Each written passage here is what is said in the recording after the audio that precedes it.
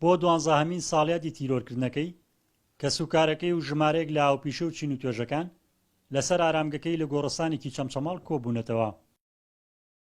ئەمان یادی تیرۆرکردنی ڕۆژنامەنووس سۆران ئیمام محەممەد دەکەنەوە، هاوشێوەی ساڵانی پێشوو کە سوکارەکەی داواکاری سەرەکیان ئاشکراکردن و دەستگیرکردنی بکوژانێتی. ئەم چرکە ساتش نەیانتوانیوە بکوژان بدۆزنەوە و ڕاپێکی دادگایان بکەن.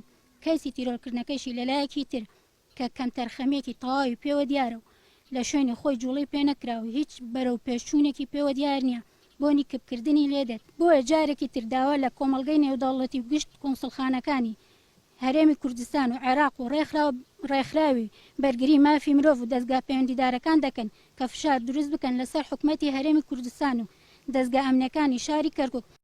خانەوادەکەی ڕاستەوخۆ لایەنێکی سیاسی باڵادەستی هەرێمی کوردستان تۆمەتبار دەکەن بە تێوەگلان لە دۆسەی تیرۆرکردنی سۆران ئیمام محەممەد و دەڵێن هەر ئەوە ژوەکاری سەرەکیە لە دەستگیر نەکردن و بەدادگایی نەگەیاندنی ئەنجامدەرانی تاوانەکە.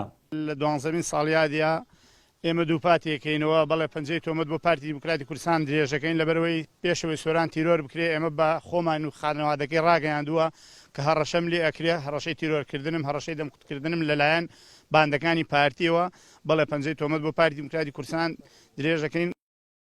بەشێک لە ڕۆژنامەنووسانیش دەڵێن دەستگیر نەکردنی بکوژانی ڕۆژنامەنووسان لە هەرێمی کوردستان ڕێگە خۆشکەر بۆ زیاتربوونی پێشەلکارەکان بەرامبەر بە ڕۆژنامەنووسان.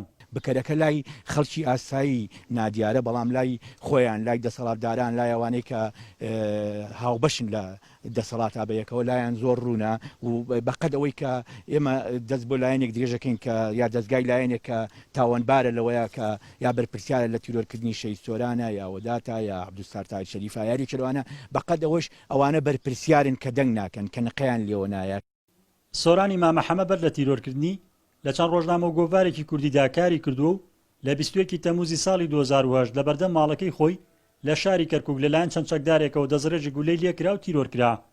ساڵانەش لەو ڕۆژەدا بە چەند چالاکێک یادی دەکرێتەوە و هاوکات خەڵاتی ساڵانی سۆران ئیمام محەممەد دەدرێت بە چەند ئازادی خوازێک.